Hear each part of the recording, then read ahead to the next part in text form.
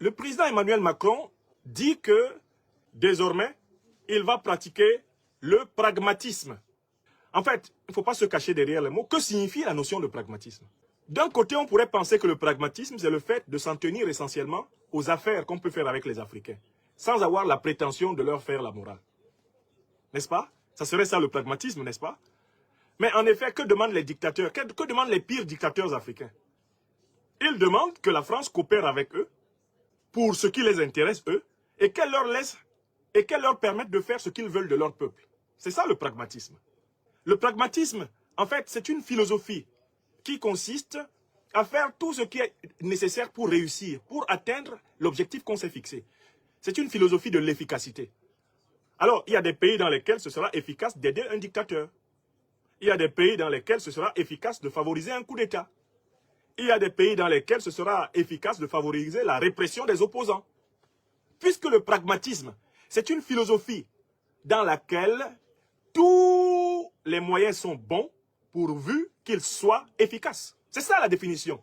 L'un des plus grands penseurs du pragmatisme, de mémoire, William James, l'un des théoriciens du pragmatisme américain, disait ceci. La vérité, c'est ce qui réussit. Le salaire du brigand blanchit son brigandage. Que veut dire William James? Il veut dire que pour quelqu'un qui est pragmatique, tous les coups sont permis. L'essentiel est qu'il réussisse. Ça veut dire que si la France veut l'uranium du Niger, et que pour l'avoir presque gratuitement, ou gratuitement, il vaut mieux imposer Bazoum et la fraude électorale, ben on va imposer Bazoum et la fraude électorale. Donc en fait, tout dépend de l'intérêt qu'on recherche. Si on recherche un intérêt et qu'on est pragmatique, on utilise tous les moyens pour y parvenir. La France soutient Ouattara parce que Ouattara garantit bien le monopole économique de la France sur plusieurs secteurs et leur garantit une super base militaire. Imaginons qu'Alassane Ouattara pique une colère et qu'il décide de ne plus garantir cela. Alors ça sera pragmatique de le faire renverser. Vous avez bien compris? Le pragmatisme, en fait, c'est la pire des philosophies politiques qu'on puisse imaginer. C'est la philosophie politique du tout est possible. Et c'est celle-là que proclame M. Macron. Or, je vous pose la question suivante. Mais en quoi consistait la politique de la France-Afrique? La France-Afrique, c'est quoi? Le système de l'idéologie france-africaine. C'est le pragmatisme. C'est du pragmatisme. De Gaulle, ne pouvant pas continuer à tenir de manière militaire et directement toutes les colonies et tous les territoires sous tutelle, organise un subterfuge qu'il appelle la pseudo-décolonisation. Il monte des fausses indépendances, il récupère de l'autre côté la souveraineté de ces peuples à travers des accords de défense et de coopération, des accords économiques, il maintient des bases militaires, il maintient le franc CFA, il maintient le contrôle culturel par la francophonie. Mais la France-Afrique est un monument de pragmatisme. Le système France-africain, là, c'est la manière la plus efficace que l'élite politique de la 5e République française a trouvé pour exploiter l'Afrique. Écrivez ça. Et Emmanuel Macron donne l'impression d'inventer la glace en nous disant qu'il va continuer à faire ce qu'ils ont toujours fait. Si votre politique en Afrique est une politique pragmatique, cela veut dire que vous vous engagez à faire tout ce qui est de nature à satisfaire vos intérêts. Et que vous êtes prêt à vous adapter avec les Africains qui seront adaptés à vos intérêts. S'il y a un dictateur qui garantit vos intérêts, vous le soutenez. Si un dictateur ne garantit pas vos intérêts, vous soutenez ses opposants pour le renverser. C'est tout, mais c'est ce que vous avez toujours fait. Donc je voudrais commencer par contester l'idée qu'il y a un changement dans la politique africaine de la France, dès lors que le président Macron lui-même a lâché le mot, il va faire preuve de pragmatisme. Alors, il est allé plus loin en disant qu'il va faire preuve de pragmatisme comme les autres puissances. Le problème, c'est qu'il n'a peut-être pas noté que la puissance russe a été présente aux côtés des peuples africains dans le cadre de la lutte anticolonialiste. La puissance chinoise aussi. Donc, en fait, les Russes et les Chinois ont un avantage historique. Ce n'est pas une affaire de pragmatisme.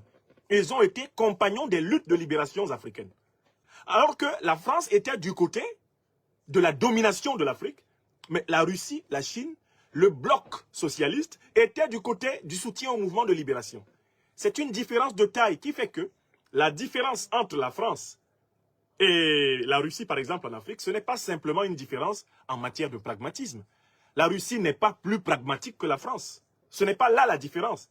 La différence est la suivante. Les Africains ne se souviennent pas d'avoir été esclavagisés, colonisés, néocolonisés par la Russie ni par la Chine. Ils se souviennent bien au contraire que lorsque les mouvements de libération s'étaient levés, eh bien, dans le hinterland africain, pour combattre les puissances coloniales françaises, anglaises, portugaises, espagnoles, italiennes, qui soutenaient les Africains, eh bien, ce sont les Soviétiques, ce sont les Chinois, ce sont les Cubains. Donc, l'erreur que commet le président Macron, c'est de ne pas se rendre compte que le mal est plus profond qu'une simple affaire de politique commerciale. La différence entre les relations russo-africaines, les relations sino-africaines et les relations occidentalo-africaines, en tout cas franco-africaines, c'est que les relations franco-africaines ont un passif très lourd. Ce passif lourd-là, la Chine ne l'a pas. Non pas parce que la Chine n'était pas là, mais parce que la Chine a choisi de soutenir les mouvements d'indépendance.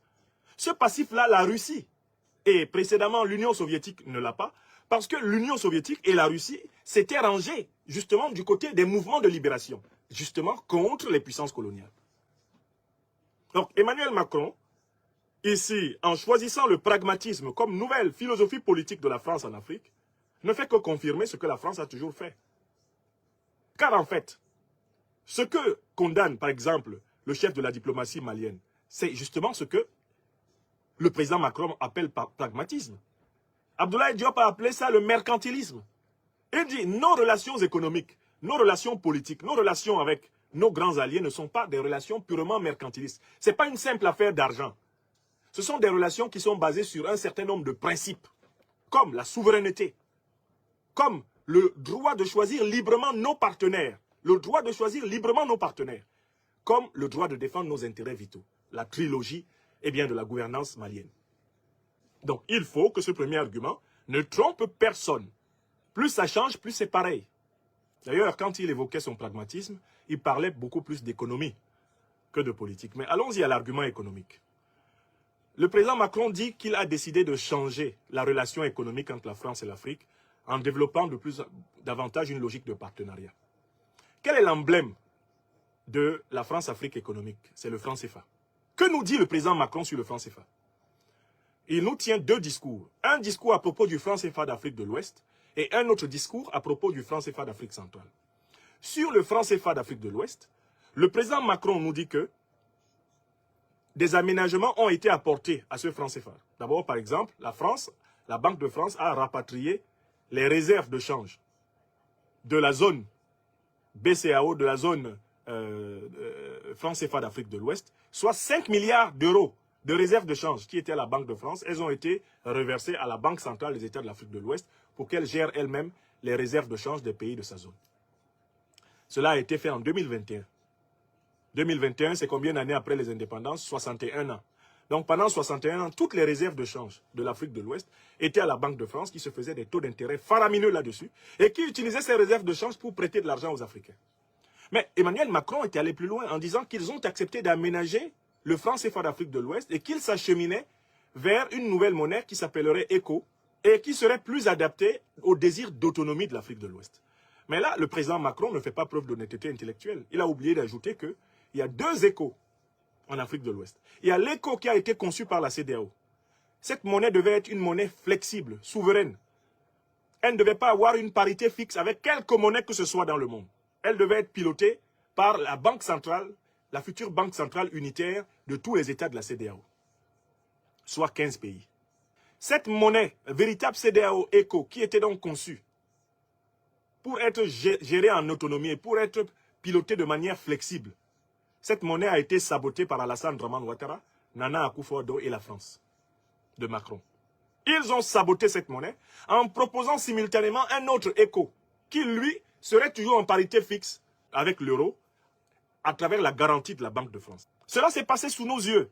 Je ne comprends pas pourquoi on peut tenter de persécuter un intellectuel qui se contente de procéder à une analyse concrète des données scientifiques qui sont à la disposition de tout public qui s'efforce d'aller à la recherche de l'information pertinente.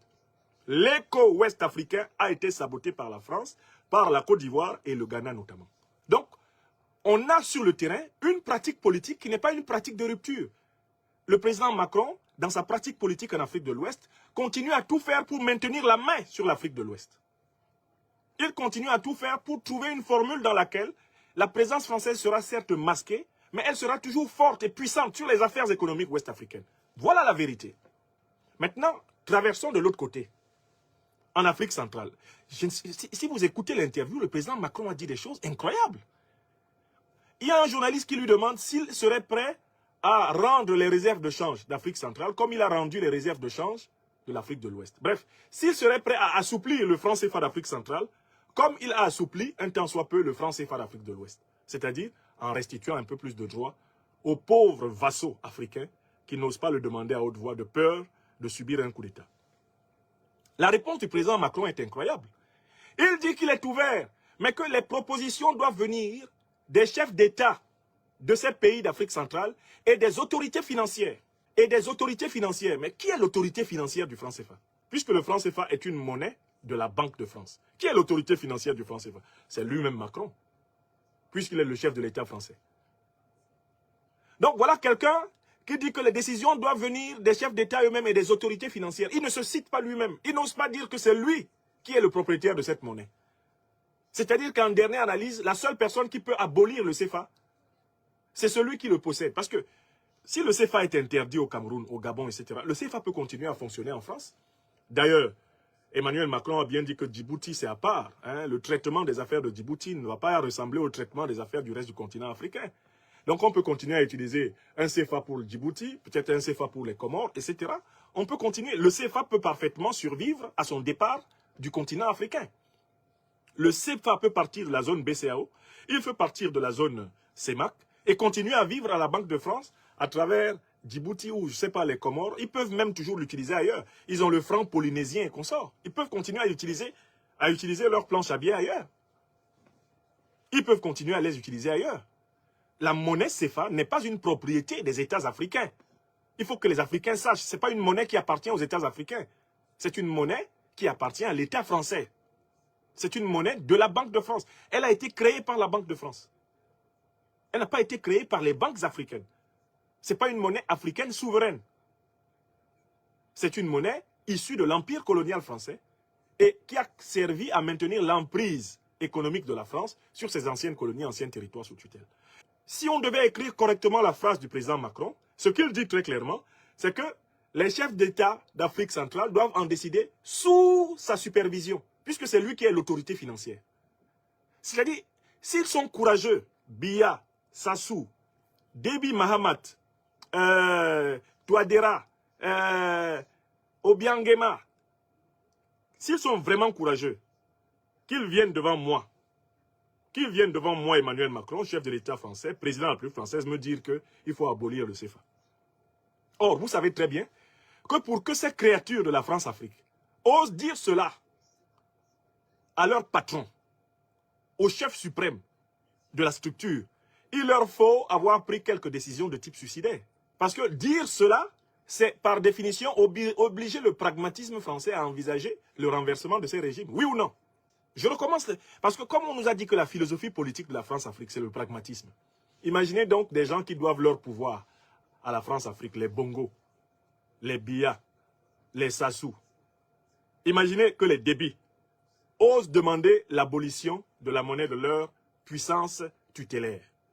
Mais ça s'appelle en fait une invitation à se prendre un coup d'État dans la gueule. Ils savent très bien en Afrique centrale que le premier qui se met au carrefour pour dire qu'il met fin à cette monnaie, il faut qu'il soit assuré que dans les jours à venir, il y aura du rififi dans sa capitale. Et aujourd'hui, si le président Touadéra est sur le qui-vive, c'est à Pouawa oser mettre en place une crypto-monnaie. Il n'a même pas aboli, il ne s'est même pas retiré du franc CFA. Il a voulu juste mettre en place un double système monétaire. Une crypto d'un côté et de l'autre côté le franc CFA. Cela lui coûte des menaces. Des menaces très explicites au point même qu'il y a eu la proposition américaine qui lui a été faite récemment, c'est de chasser les Russes. S'il ne chasse pas les Russes, alors lui-même il sera considéré comme un criminel et il va subir les sanctions américaines comme l'Iran, comme la Corée du Nord, etc. Voilà ce qu'ils ont fait. Voilà ce qu'ils ont fait. Voilà ce qu'ils disent. Donc il faut que vous compreniez que ni en Afrique de l'Ouest, ni en Afrique centrale, le président Macron ne s'engage à changer de politique.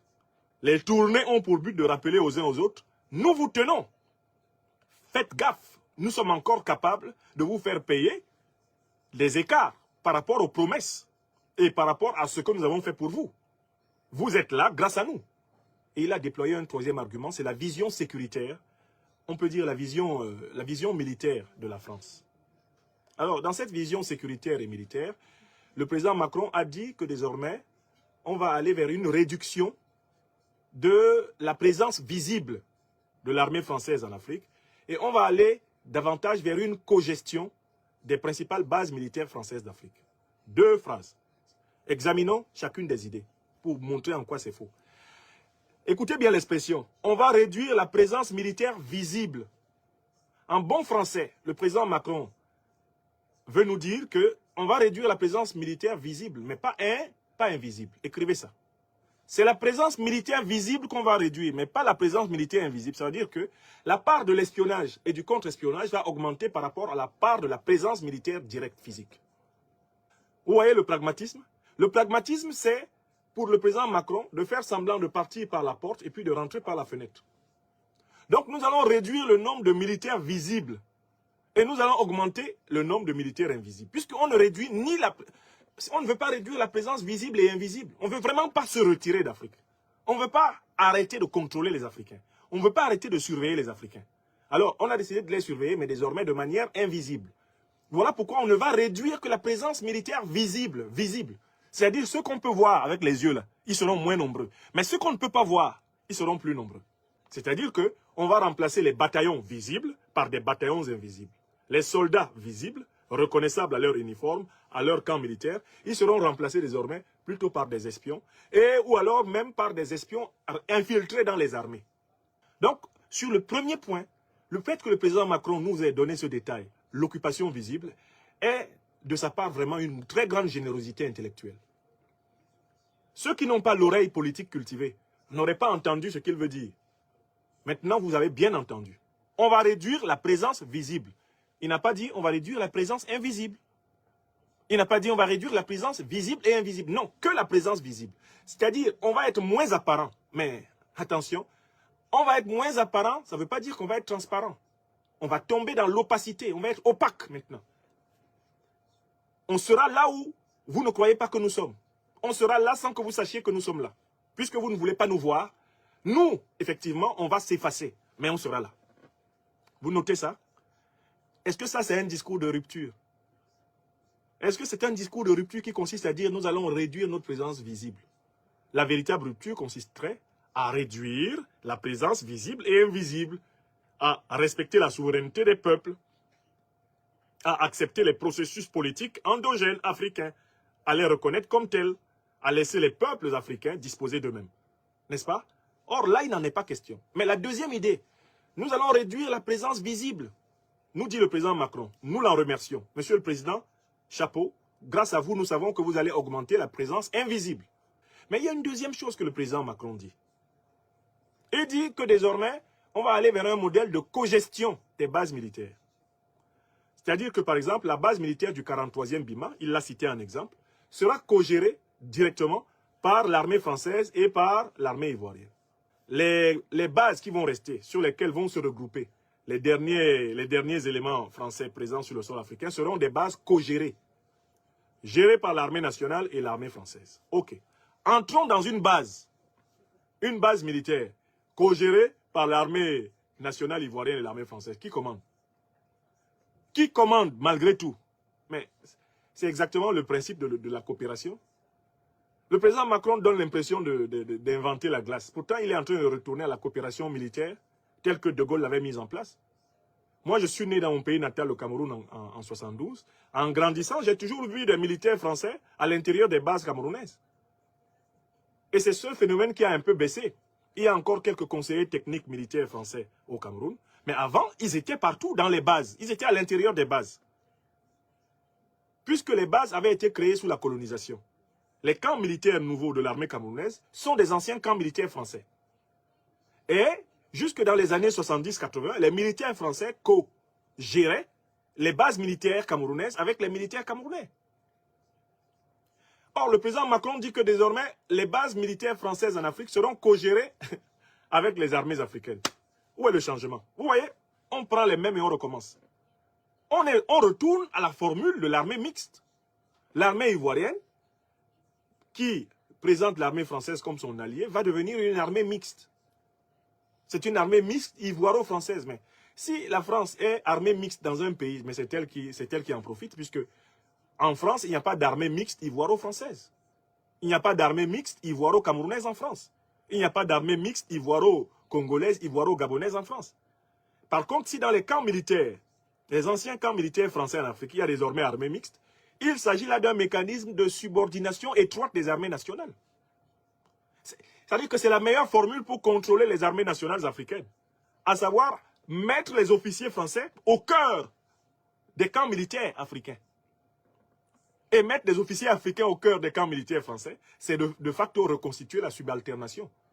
Puisque vous ne pensez quand même pas qu'un officier camerounais va diriger les officiers français. Vous pensez quand même pas qu'un officier ivoirien va diriger les officiers français au 43e BIMA. Vous avez rêvé? À la base de Dakar, vous pensez que c'est un officier sénégalais qui va diriger les autres? Non. Donc en fait, on reconstitue la coloniale. C'est une formule de reconstitution de la coloniale. C'est ça. C'est ce que nous voyons. Et qu'il nous soit permis intellectuellement de dire que ce n'est pas une trouvaille. Les peuples africains demandent le retrait total et complet. Il ne s'agit pas de créer des bases mixtes. Il s'agit de plier pacifiquement bagages, mesdames et messieurs les militaires français d'Afrique.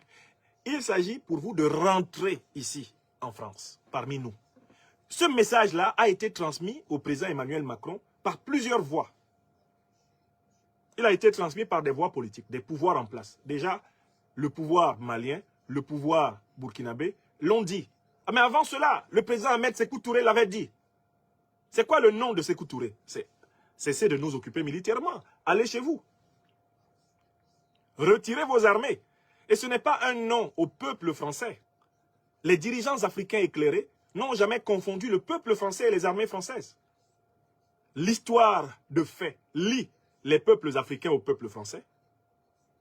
Mais il ne s'ensuit pas que les peuples africains restent éternellement sous occupation militaire française. On reste toujours sur la question sécuritaire. Le président Emmanuel Macron essaie de justifier le maintien des troupes françaises sur le sol africain par la lutte antiterroriste. Pourtant, le président Macron est quand même l'un des premiers à avoir identifié et reconnu la responsabilité de la France dans la déstabilisation de l'Afrique. Parlons maintenant géopolitique. Le président Macron a une prétention, c'est au nom de ce qu'il a appelé le nouveau pragmatisme français, au nom de la volonté de tisser des relations partenariales, il a la prétention d'inaugurer une nouvelle géopolitique avec les Africains, c'est-à-dire une nouvelle compréhension des relations internationales, dans laquelle les Africains, bien sûr, sont libres, seraient libres de tisser des relations diplomatiques avec les puissances de leur choix.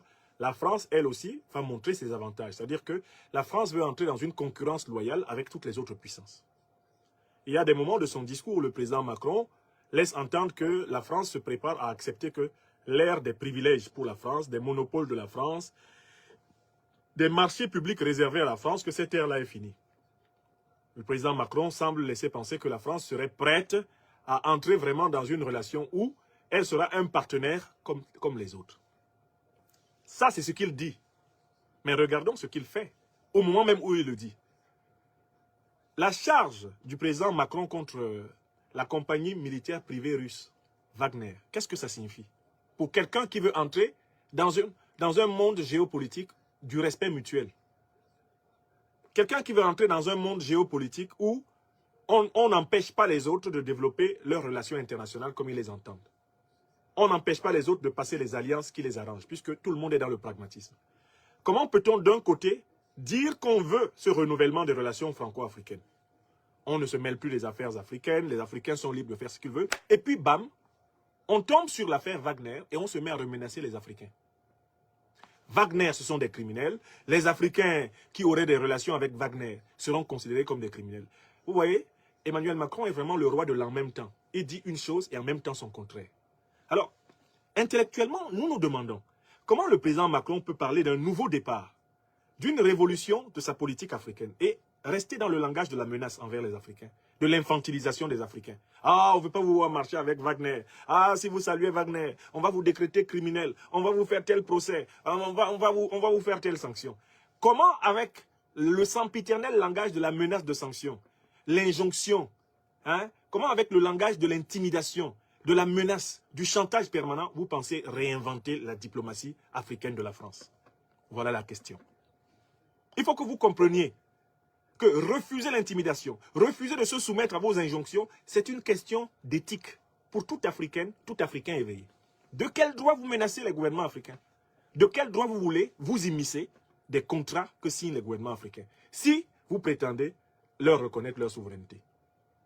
Qui s'occupe de toutes les sociétés militaires privées qui travaillent avec les États-Unis et qui travaillent aux États-Unis, avec le gouvernement américain? Qui aujourd'hui juge les affaires de Blackwater, de Dencorp, les bavures? Qui est-ce qui juge cela? Les sociétés militaires privées françaises qui ont opéré sur le continent, est-ce qu'il y a eu des procès? A-t-on fini de régler le compte de la génération des Bob Denard?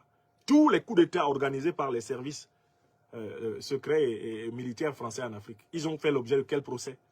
Pour que vous vous improvisiez donneur de leçons en matière de relations internationales stratégiques aux Africains.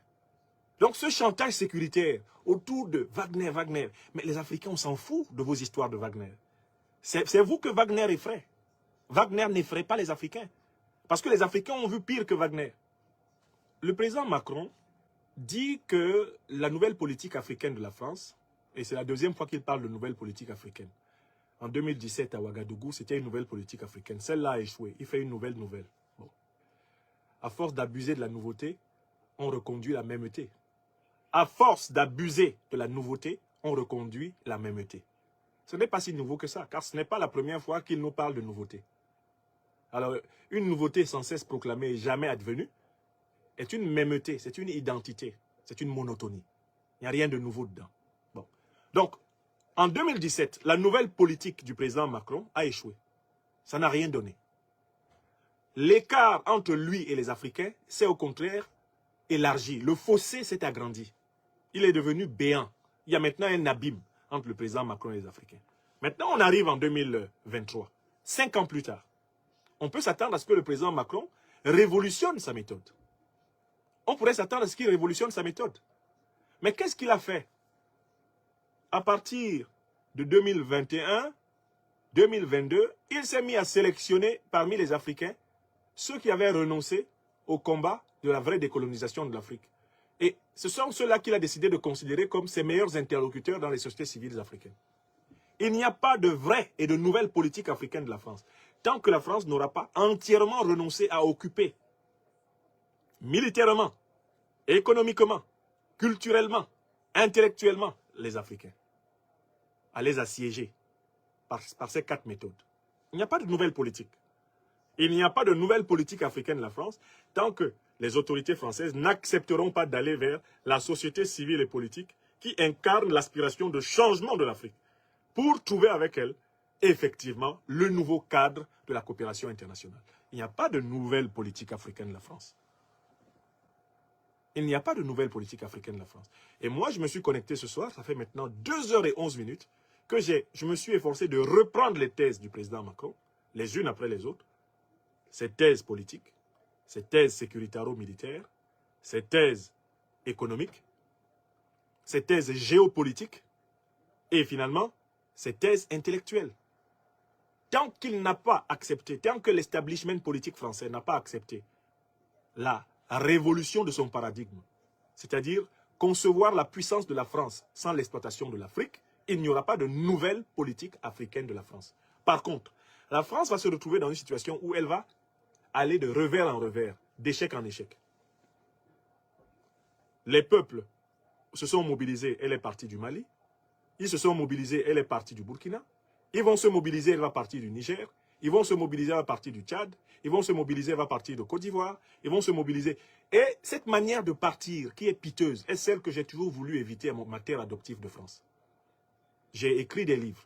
J'ai donné des milliers de conférences, dont des centaines en France, pour expliquer à l'opinion française, aux politiques françaises, aux élites françaises, qu'il fallait anticiper sur cette mutation profonde des sociétés africaines.